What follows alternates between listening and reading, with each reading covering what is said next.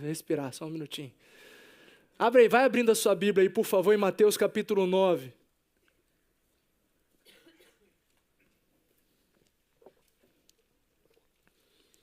Hoje nós vamos conversar sobre o campo de Deus. Mateus 9, a partir do versículo 35. Enquanto você... Não, vou ler logo, vai. Jesus ia passando por todas as cidades e povoados, ensinando nas sinagogas, pregando as boas novas do reino, curando todas as enfermidades e doenças. Ao ver as multidões, teve compaixão delas, porque estavam aflitas e desamparadas como ovelhas sem pastor. Então disse aos seus discípulos: a colheita é grande, mas os trabalhadores são poucos. Peçam, pois, ao Senhor da colheita que envie trabalhadores para a sua colheita. Amém? Irmãos, eu fiquei pensando ao longo dessa semana, especialmente, o que eu poderia trazer de mensagem para vocês para o primeiro culto do ano. Um culto que a gente celebra os números, celebra tudo que aconteceu no ano anterior, aquilo que Deus fez na igreja. Um ano que eu confesso que eu queria ficar pregando sobre meta, sobre chegar lá e o que você tem que fazer de maneira prática e te ajudar nesse lugar. Eu fiquei até brigando com Deus até mais ou menos quarta-feira, ali, falei: Deus, poxa, a gente podia ter uma palavra assim, nada, não rolou nada, não foi. Então a palavra hoje é o campo de Deus, falando sobre como nós devemos nos posicionar diante do mundo para 2024. Então a palavra hoje é exatamente essa. É como nos responsabilizar diante de um mundo em 2024, quais são as metas espirituais que você pode desenvolver para você a partir do que conversarmos aqui. O texto que Jesus, que nós acabamos de ler, mostra alguma coisa muito interessante. Jesus estava, por onde ele passava, ele ensinava sobre o reino de Deus e ele curava enfermidades e doenças.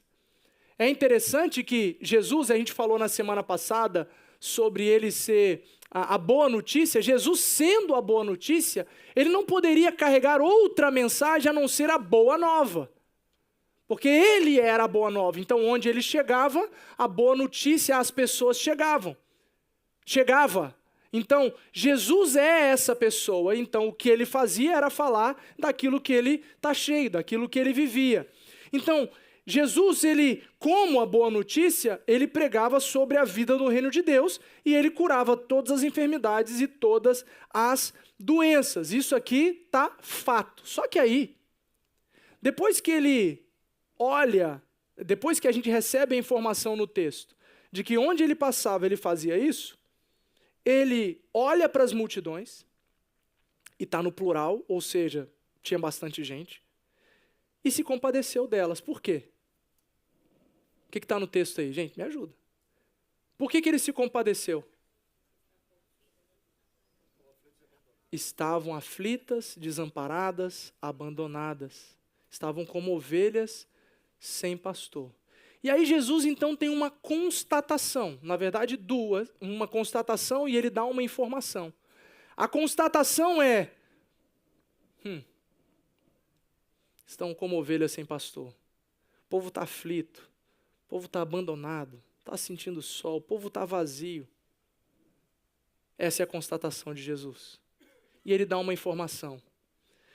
Gente, a colheita é grande, mas os discípulos, os apóstolos, os trabalhadores, os que botam a mão na massa, são poucos. Jesus, ele olha para o povo, tem compaixão, constata a aflição e o desamparo como ovelha sem pastor. Vira para os seus discípulos e dá a informação: gente, a colheita é grande, o trabalho é grande, mas poucos são os trabalhadores. E ele conclui no versículo 38 dizendo: peçam, pois, ao Senhor da colheita que envie trabalhadores para a sua colheita. Jesus, ele dá uma informação para os seus discípulos que talvez eles não soubessem, que na colheita eles participariam, que diante do campo que Jesus via, eles eram trabalhadores ativos, ou deveriam ser trabalhadores ativos nesse campo, onde Jesus enxerga. Porque afinal o povo está desamparado e aflito, e precisa de gente para poder ampará-los e tirar a aflição. E aí ele fala, gente, peçam ao Senhor que envie trabalhadores. Jesus, ele via a humanidade pronta para responder ao evangelho. Ele fala, então, gente, o povo está aflito e desamparado. É isso. Vamos entrar nessa brecha. É nesse lugar que a gente entra. Afinal, Jesus não é a boa notícia? Para um povo aflito e desamparado, a boa notícia chega como uma luva e encaixa. Para um povo aflito, o que é atenção? É só você sentar ao lado e emprestar o seu ombro e falar, eu estou aqui. Para um povo desamparado, fala, me liga a hora que você quiser, eu vou te suportar no que você precisar. Para um povo que não sabe onde procurar ajuda, você diz, é o meu número que você vai colocar como prioridade aí, e para qualquer coisa que você precisar, qualquer dia, qualquer hora, eu vou ser resposta para você, eu vou te ajudar, eu te levo onde você precisar, fico esperando o tempo que precisar, eu vou estar com você. Nós somos a resposta, porque Jesus era naquele tempo e ainda é porque ele vive, a resposta para o aflito, para o desamparado. E nós, como eu disse para o João aqui, assim como o João é resposta para Helena, nós somos Jesus na prática para as pessoas. Nós somos a Bíblia que o povo lê. Nós somos a Bíblia que as pessoas estão lendo. Então as nossas atitudes, o nosso jeito, a maneira como vivemos a vida, mostra quem a gente é, que Bíblia que a gente é. O que a gente está lendo, do que a gente está se alimentando. Daquilo que sai da nossa boca é o que está cheio o nosso coração. Jesus, ele enxergava a humanidade pronta, porque afinal eles estavam aflitos e desamparados, como ovelhas sem pastor. Então nós, trabalhadores, ou os conscientes que são trabalhadores, chegam e apresentam o pastor. Para um povo aflito e desamparado, a gente chega com a palavra. A palavra preenche. Quando ela preenche, uau, o que é isso? É Cristo, o sumo pastor. Daquele que o salmista disse lá no 23. O Senhor é o meu pastor e de nada terei falta. Por que de nada terei falta? Porque eu já tenho pastor. Tendo pastor, eu sou completamente preenchido. A aflição vai embora, o desamparo acaba. Jesus é a resposta para a humanidade. Jesus é a boa notícia e ele enxerga o campo pronto. Ele enxerga a humanidade pronta para ser colhida. Só que faltam trabalhadores. São 391 membros e 189 voluntários. Faltam trabalhadores. Por que você é membro e não trabalha? Eu não sei. Eu não sei. Porque precisar de ajuda, precisa. Trabalho tem. Por que você não trabalha? Não tem espaço para mim? Cava um. Cria um. Isso eu estou falando de igreja local, não estou falando do reino em si, assim, para fora dessa igreja. Faltam trabalhadores. Irmãos, o desejo de Jesus é que todas as pessoas enxerguem o mundo como ele enxergava. Ele olhava para o mundo, ele olhava para as pessoas, para a humanidade, e ele enxergava um campo pronto para ser colhido. Ele fala, o campo está pronto para a colheita. Ele enxergava esse lugar. Só que nós, muitas vezes, não enxergamos com os olhos de Jesus. Por que não enxergamos com os olhos de Jesus? Porque estamos querendo enxergar somente com o nosso olhar. nós avaliamos a humanidade a partir dos nossos pressupostos, dos nossos óculos, das nossas lentes, e não falamos para Deus, fala, Deus, coloca no meu coração, coloca no meu olho, coloca a sua lente em mim para que eu veja como você vê. Nós estamos preocupados demais com a nossa agenda, nós estamos preocupados demais com os nossos sonhos, estamos preocupados demais com as nossas coisas, com aquilo que nós queremos fazer, e não conseguimos parar para enxergar com os olhos de Jesus o mundo que está aflito e desamparado. Enquanto isso, nós estamos vivendo a nossa vida.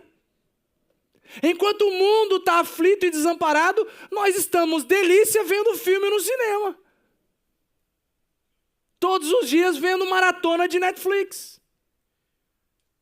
Enquanto o mundo está aflito e desamparado, nós estamos confortáveis, trabalhando de manhã, comendo um pouquinho, indo para a nossa casa, dormindo no conforto do nosso lar.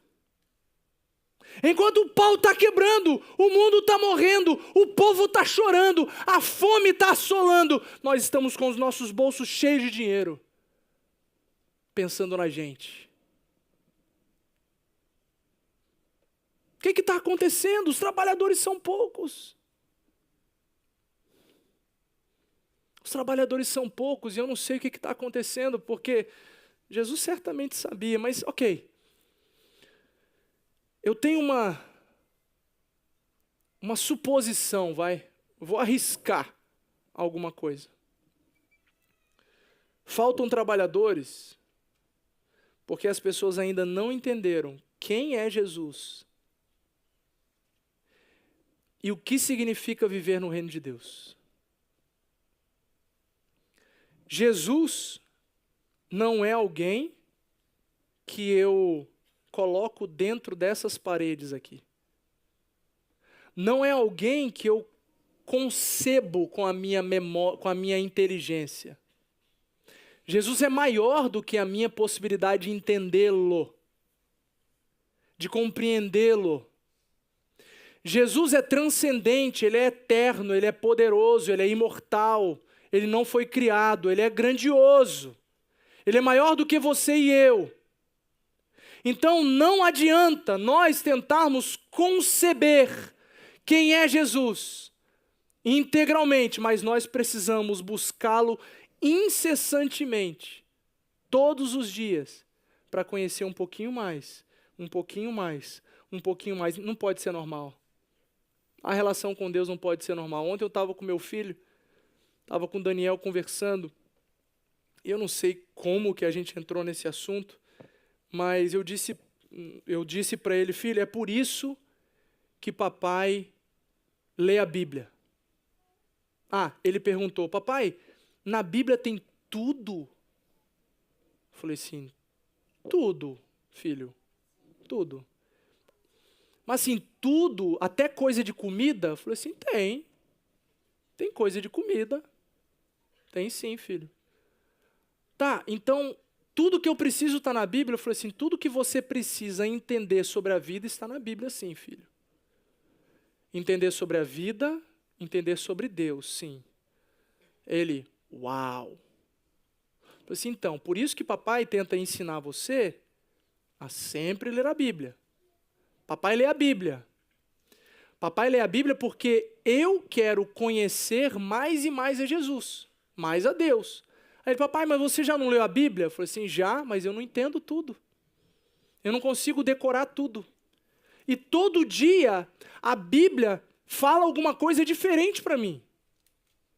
Às vezes o mesmo texto, filho, o João 3,16, num dia ele fala uma coisa, ele mexe alguma coisa no meu coração e me transforma numa área. No outro dia, ou no outro ano, no outro mês, quando eu leio de novo o texto, ele é vivo. Eu falei assim, filho, a Bíblia é viva. Ele, como assim, pai? Ela é viva, filho. Ela é viva porque ela é dinâmica, ela não para, ela não fica velha. É o livro mais lido do mundo. Ele, uau! Apaixonando meu filho com a Bíblia, gente. Eu tenho que fazer isso, é meu trabalho. Ele, pai, continua lendo a Bíblia. Eu falei, poxa, eu estava esperando ele falar. O lance é expectativa, né? Continua lendo a Bíblia. Aí na minha expectativa era, uau, papai, eu vou começar a ler todos os dias mesmo, hein? Com toda alegria, sem reclamar. Enquanto nós não conhecemos a Jesus e não compreendemos o reino de Deus, nós vamos continuar olhando o povo como nada. Nós vamos continuar isolados, preocupados com a gente. O desejo de Jesus é que todos enxerguem o mundo como Ele vê. Um campo pronto para ser colhido. Que falta trabalhadores. Jesus deseja que homens, sim, vejam o mundo como um campo de Deus. E de fato, irmãos, de fato a ausência de trabalhadores compromete a colheita. Vocês já sabem, ou não sabem, eu estou avisando, mas muitos líderes religiosos, eles têm burnout, eles morrem, se suicidam, porque muitos deles estão sozinhos. Não estou falando agora, a mensagem não é sobre líderes, não é sobre pastores, mas eu estou dando um dado importante. Porque se fica faltando trabalhadores, pesa para 1, ou 2, ou 3. Enquanto que os fofos estão sentados. Delícia, cuidando das suas vidas. Aí tem alguém que está sendo decapitado na igreja perseguida. Entende? Tem alguém que está lá sem comer há 4 dias, mas com um sorrisão no rosto, confiando no Pai. Tem gente que escolheu viver sendo perseguido pela sua própria família, excluída da sua própria família, mas decidiu pregar em todas as cidades do seu país o nome de Jesus Cristo, mesmo que ela morra. São coisas verdadeiras que eu estou contando para vocês. Enquanto que os fofos estão confortáveis, delicinha nas suas casas, no seu aquecimento de um culto de domingo, onde está nevando lá fora e a gente aqui está confortável, aquecido, tem um monte de gente ali fora se prostituindo, usando drogas. E a gente passa e nem dói mais o coração. A gente nem chora mais. Ah, mas a culpa é deles. É mesmo, e também nossa. E daí, vamos ficar nesse negócio de responsabilizar os outros e não vamos fazer nada? Vamos lavar as nossas mãos igual Pilatos? Lavo as minhas mãos. Quem lava a mão não é isento não, tá? Quem lava a mão participa. Qual foi a participação? Lavar as mãos. Fazer nada. Não se posicionar é uma posição. Os homens precisam enxergar o mundo como Jesus enxerga. A ausência de trabalhadores compromete a colheita. Meus irmãos, imagina só, se todos nós aqui, suponhamos que todos vocês são crentes em Jesus, todos vocês tiveram um encontro marcante com Jesus Cristo e as suas vidas estão sendo mudadas todos os dias. Santidade, coisa que você fazia antes, não faz mais. Vamos supor que vocês são esses todos. O que vocês estão fazendo de segunda a sábado, de segunda a domingo? Vocês estão vivendo a vida de um servo de Jesus, mostrando Jesus em tudo que você faz.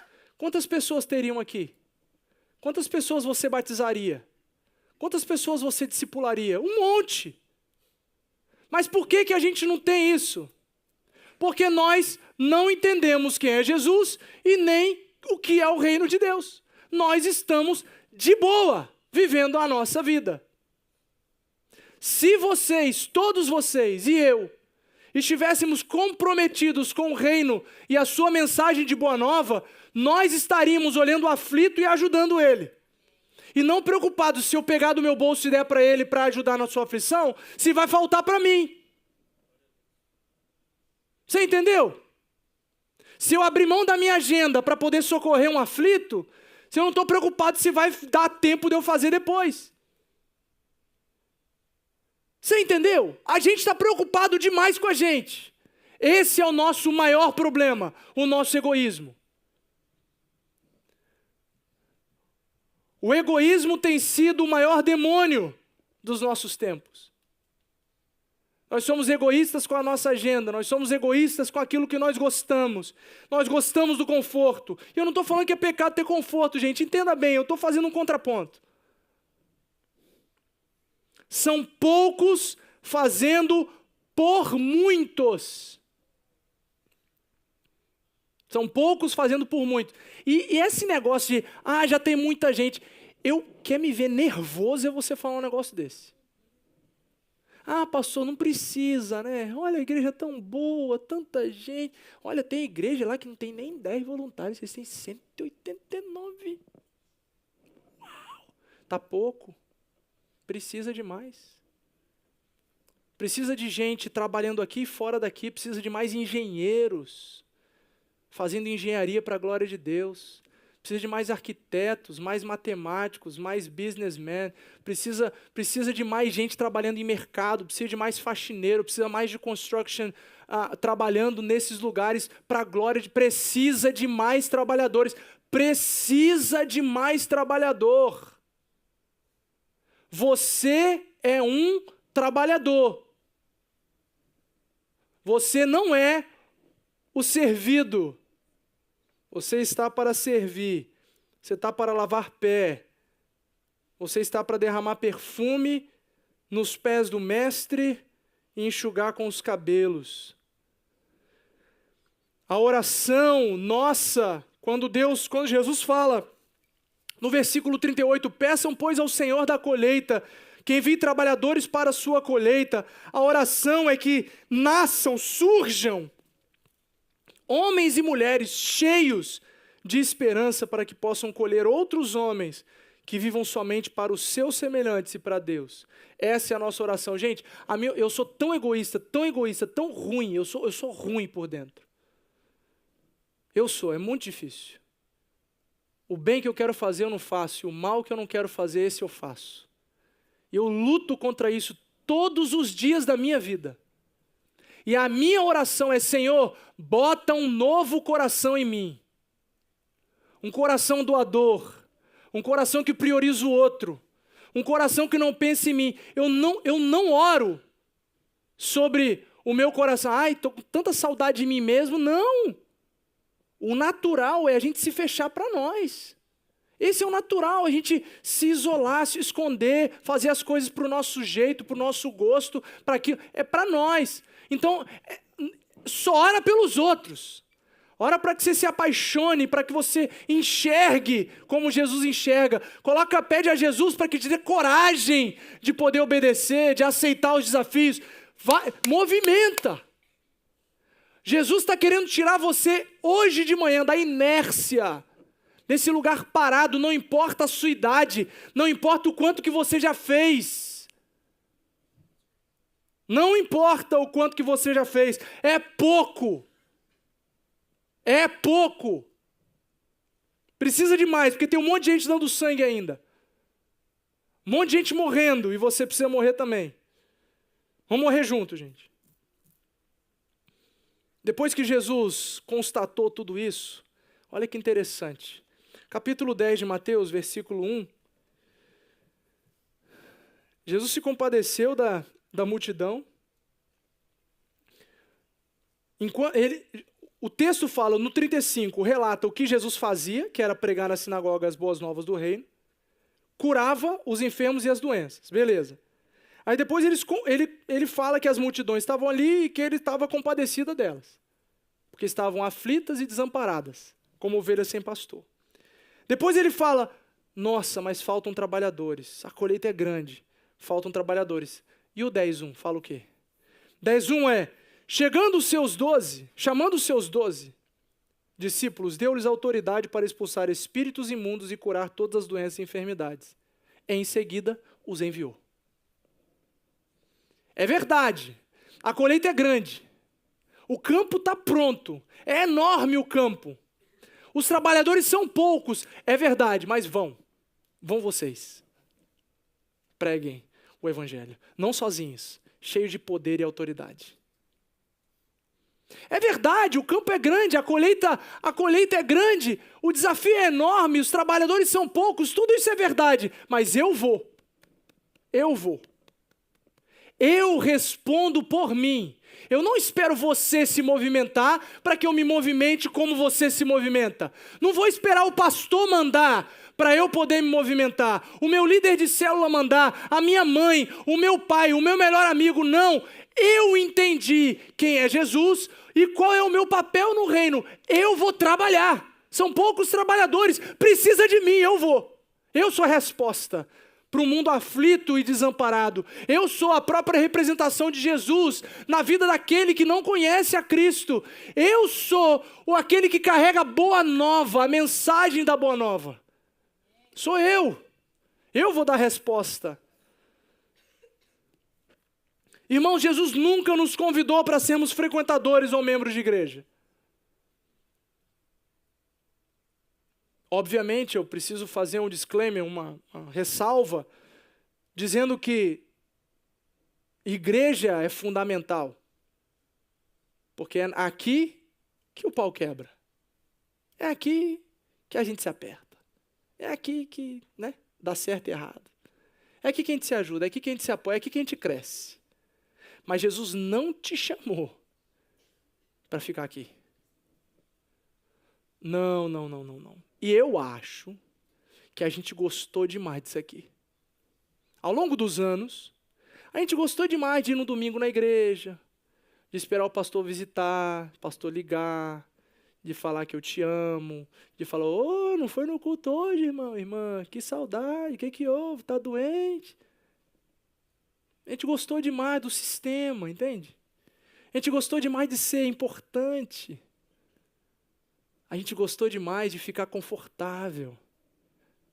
E a gente começou a achar que vir aqui é pregar o evangelho. E não é. Nunca foi.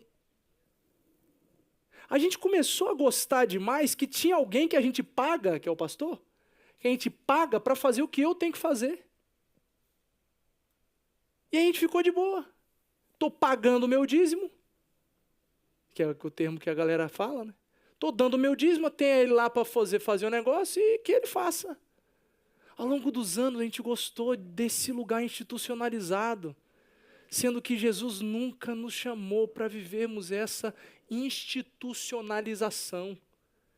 Nunca nos chamou para isso.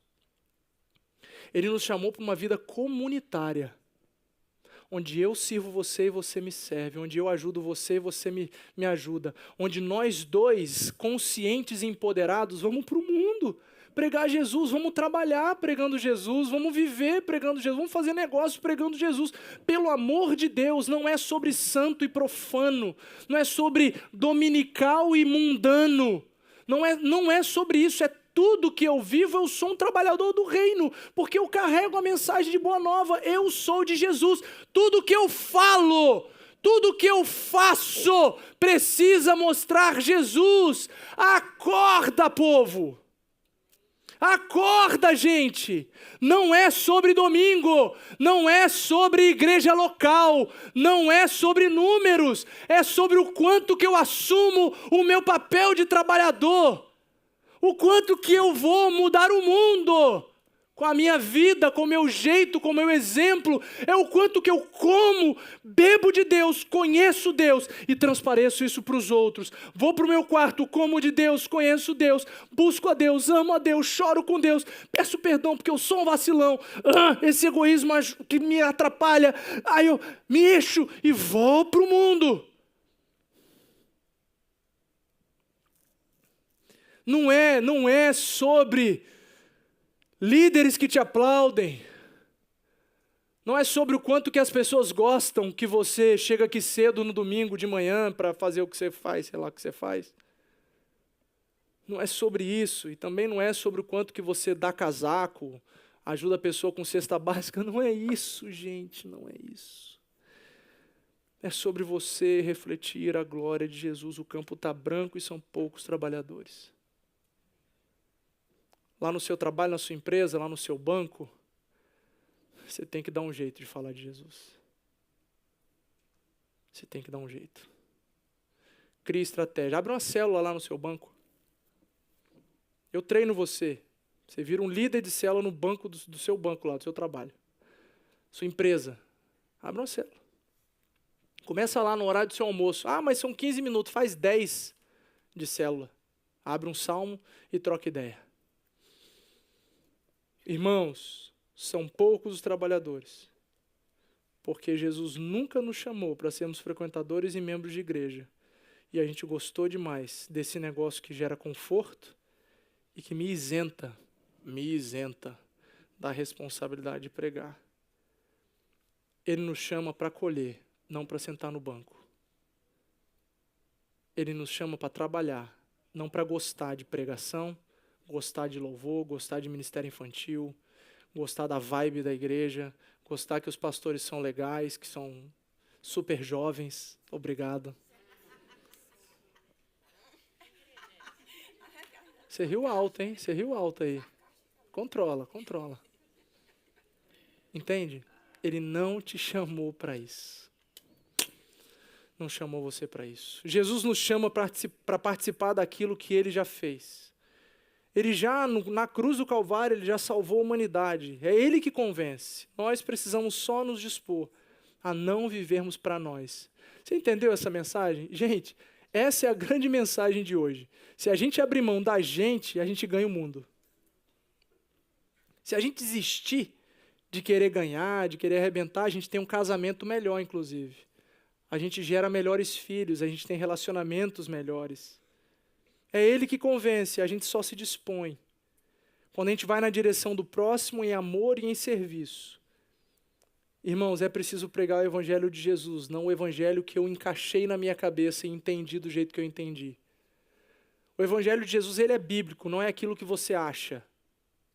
O evangelho de Jesus não é uma opinião a ser dada, é uma mensagem a ser pregada. Ser trabalhador no campo de Deus é estar disponível a viver como ele viveu. É ser como ele, mesmo que seja muito difícil e que custe tudo. Enquanto estava cantando, eu acho que era a segunda canção aqui, Deus falou comigo assim: e se eu não abençoasse você, você me seguiria? Uau!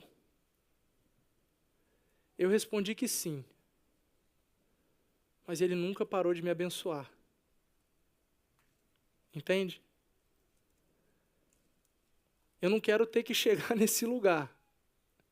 Mas uma coisa é verdade. Eu já estive muito aflito, muito triste, muito mal. E a única pessoa que conseguia me consolar era o Espírito de Deus. A única pessoa que me dava propósito e sentido para o outro dia era o Espírito de Deus. De maneira sobrenatural. Era ele. Então, não é sobre ter coisas, é sobre viver esse relacionamento. Então, mesmo que custe tudo, eu quero permanecer nele. Lucas 9, abre aí, por favor, se você puder, Lucas 9, 57. Diz assim: quando andavam pelo caminho, um homem lhe disse: eu te seguirei por onde quer que fores. Jesus respondeu: as raposas têm suas tocas e as aves do céu têm seus ninhos, mas o filho do homem não tem onde repousar a cabeça. A outro disse: siga-me. Mas o homem respondeu: Senhor, deixa-me ir primeiro sepultar meu pai. Jesus lhe disse: deixe que os mortos sepultem os seus próprios mortos. Você, porém, vá e proclame o reino de Deus. Ainda outro: Senhor, vou seguir-te, Senhor, mas deixa-me primeiro voltar e despedir-me da minha família. Jesus respondeu: ninguém que põe a mão no arado e olha para trás é apto, digno para o reino de Deus. Irmãos, a primeira pessoa dessa história até seguiria Jesus. Mas Jesus deu um chá de realidade para ela. Falou assim: ó, beleza, você quer me seguir, mas ó, a realidade é essa. Lembra lá de Mateus 5? Bem-aventurados que choram, bem-aventurados perseguidos, bem-aventurados humildes.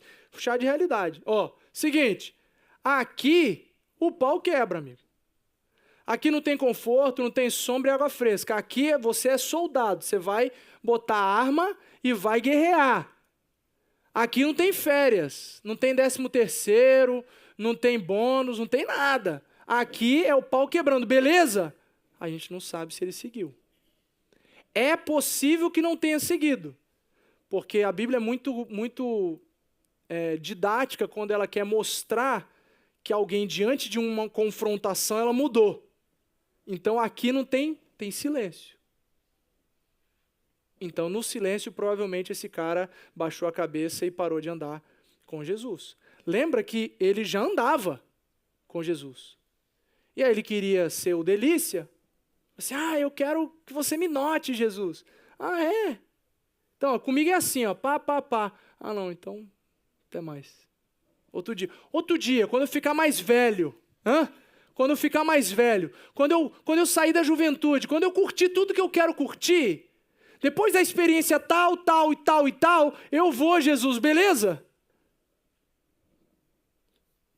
Jesus fala, sai para lá.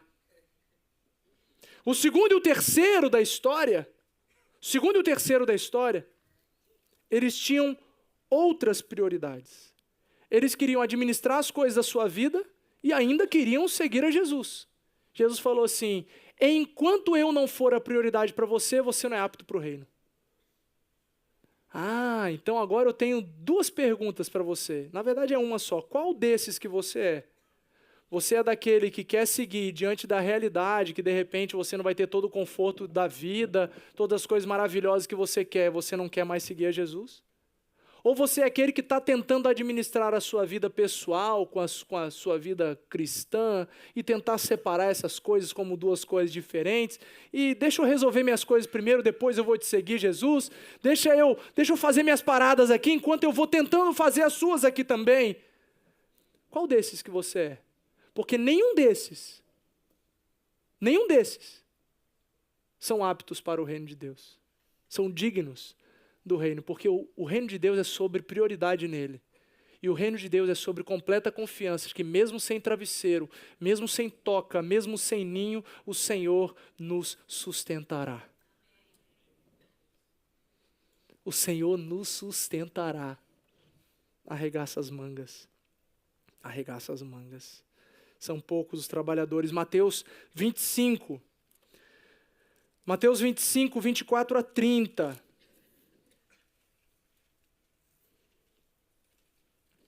Diz assim, essa história é a história da parábola dos talentos, né, que Jesus conta.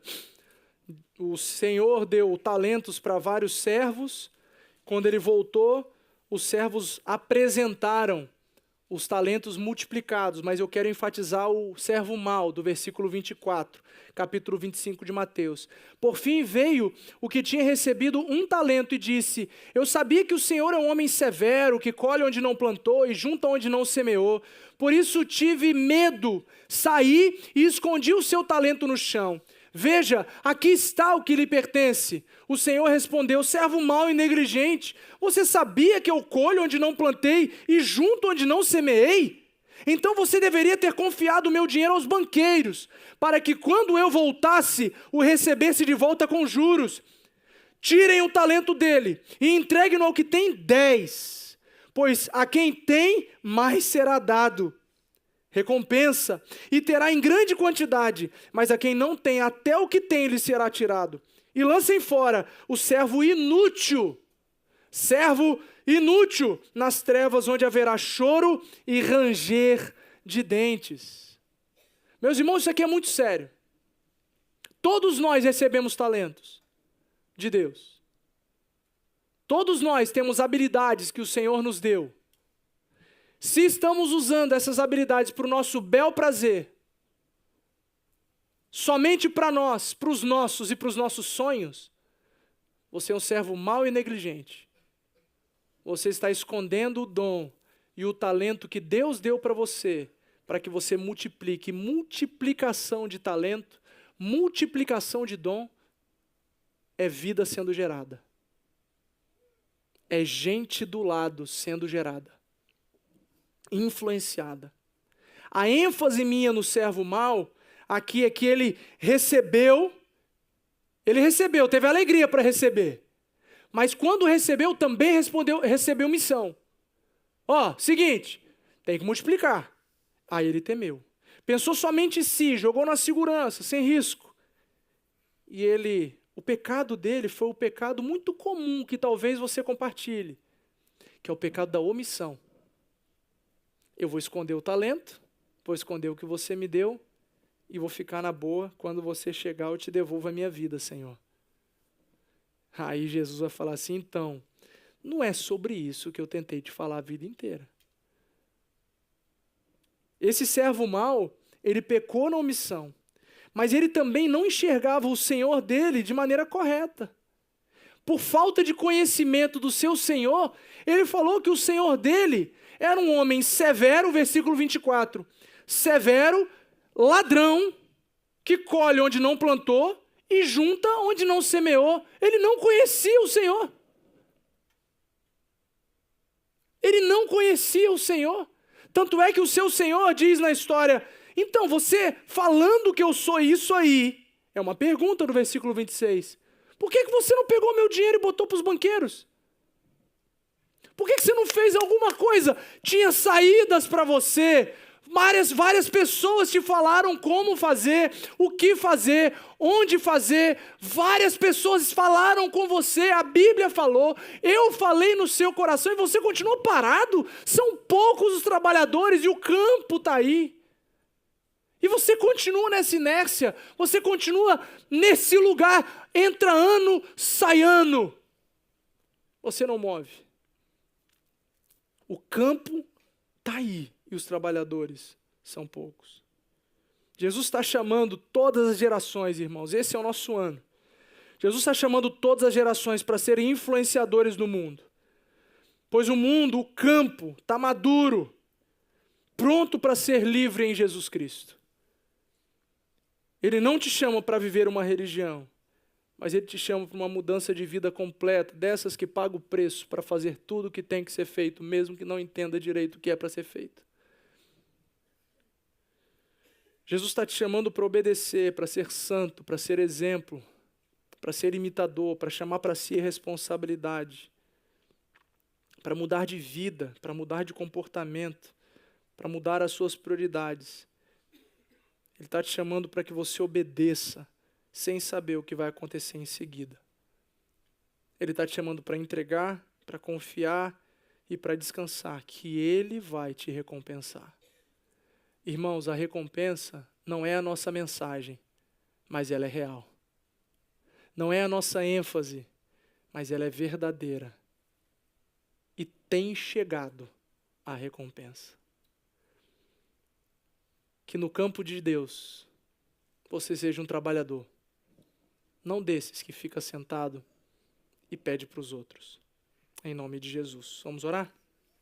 Papai, só você pode convencer as pessoas. Eu até gostaria de convencer as pessoas, mas eu não consigo. Então as mudanças só podem ocorrer se o teu Espírito falar. Então, Pai, incomoda, fala, e que em 2024 os meus irmãos e irmãs possam se mover na sua direção, buscando ao Senhor e refletindo do Senhor aos outros.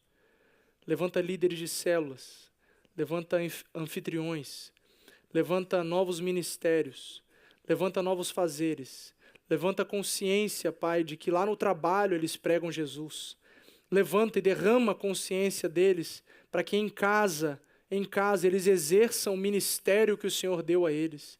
Pai, que no trabalho, no carro, na internet, nas redes sociais, eles preguem Jesus e vivam de Jesus.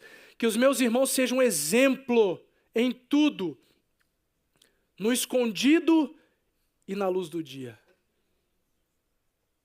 Eu peço a sua unção, o seu poder, a sua graça sobre todos os seus servos. Eu oro confiado em Ti, crendo no seu poder, em nome de Jesus. Amém. Amém. Irmãos, que Deus te abençoe. Vão em paz para casa, ótimo domingo e tchau. Escola Bíblica, hein? Escola de Formação Bíblica, hein? É nóis, hein? Novos membros, classe de Gálatas, contagiante, tal. É nóis, tchau.